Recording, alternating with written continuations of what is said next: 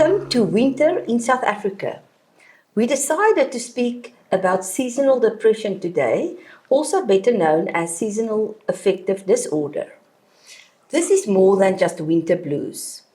Seasonal affective disorder is a subtype of depression, but it occurs only specific times of the year, mostly in autumn and winter, and then getting better in spring and summer. This is more common in the colder northern countries where there's very little light, but even in sunny South Africa, people also suffer from seasonal affective disorder. It's interesting that a very small part of the population can also have seasonal affective disorder during summer. Seasonal affective disorder is more intense than the winter blues. And how we know that is that it really affects people's day-to-day living and they struggle to function normally. Jaco, so what would a depressive episode look like? Depression on its own can be identified by lack of sleep or oversleeping, appetite change. It can be regarding our psychomotor agitation, even loss of interest in activities you used to enjoy. There's a few things we can elaborate: irritability, increased crying, a low mood, more days than not. And now with the specifier is just a major depressive episode with a seasonal pattern. That's how the DSM-5 diagnosed that. So common features of a person with seasonal affective disorder, the winter type, would look like this. Hypersomnia, which means that you sleep too much.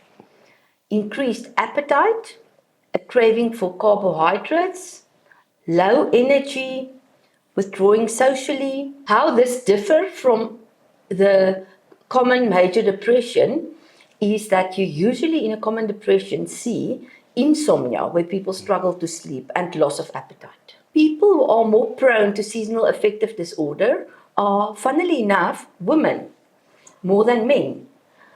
You are also more prone if you have a family history of depression, people who are under severe stress, people who don't see enough sunshine during the day, work in places where there's not a lot of light, and then also people who are currently suffering from anxiety and depression. Why does seasonal depression happen, or seasonal affective disorder? There's definitely a change in psychological, social, environmental levels. The first one is reduced sunlight.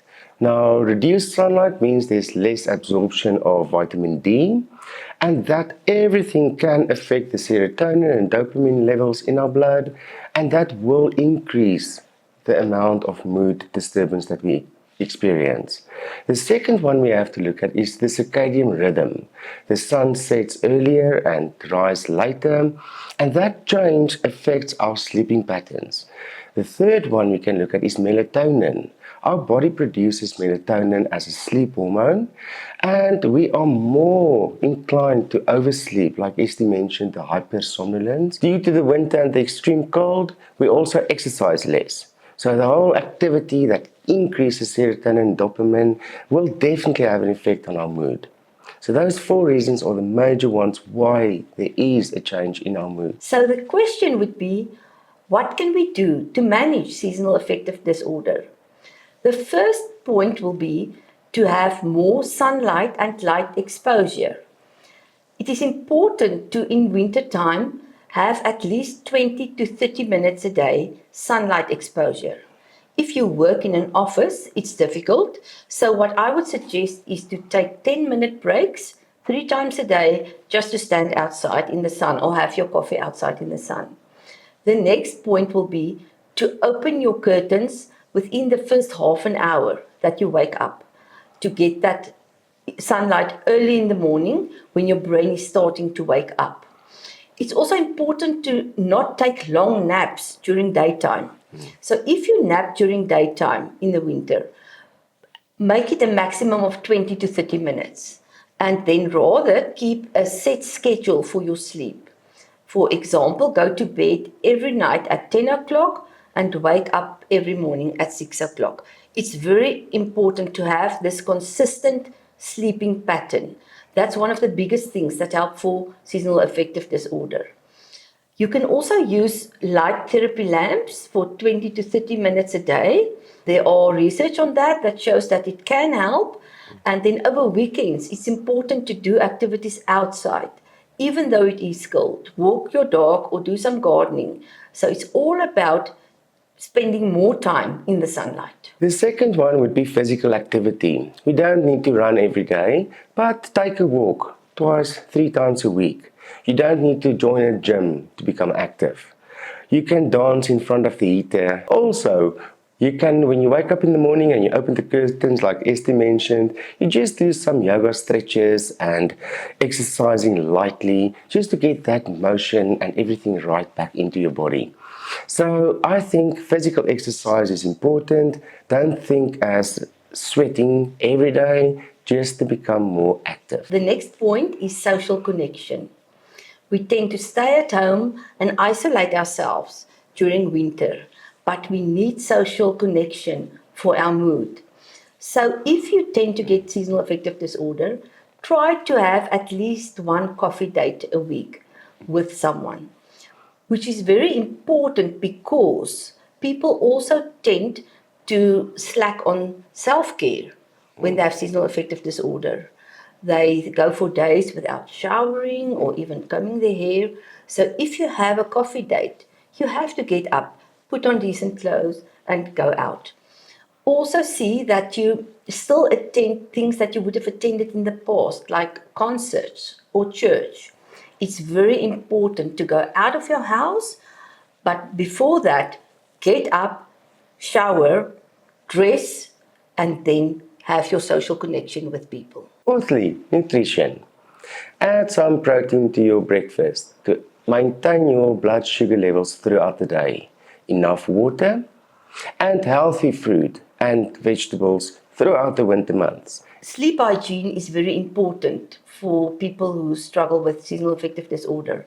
As I mentioned earlier, see that you go to bed at the same time and wake up at the same time. But before you go to bed, sleep hygiene is very important. So cut on screen time at least in half an hour before you go to bed. Dim the lights, put on calm music or do meditation, and then also reading from a real book helps a lot with good sleep. Lastly, what do we do if seasonal affective disorder is becoming too intense? We can go for psychotherapy, which is highly recommended, and just to learn new skills, coping mechanisms to work on the sleeping patterns. Everything we discussed today is just a nice method to put you back on track. Also, when the severity is moderate to severe, medication might be considered. An antidepressant to pull you through the seasonal affective disorder stage of month or 2 or 3. And lastly, we need to look at any form of support that you can gather, whether it's your therapist, your psychiatrist, or just a friend. Make an effort to get to those people that guide you and help you through this stage. So small, consistent steps are much more important than one big intervention. If you, for example, decide just to fix your sleeping pattern, to move a bit more, to spend more time outside, that will already make a big change to seasonal affective disorder. We can't just cut everything out with bipolar. Our next session will focus on bipolar mood disorder and just the difference between seasonal affective disorder and bipolar mood disorder. You must keep warm and stay safe. See you next month. Remember to please send us any questions you have regarding mental health, and we will gladly answer you.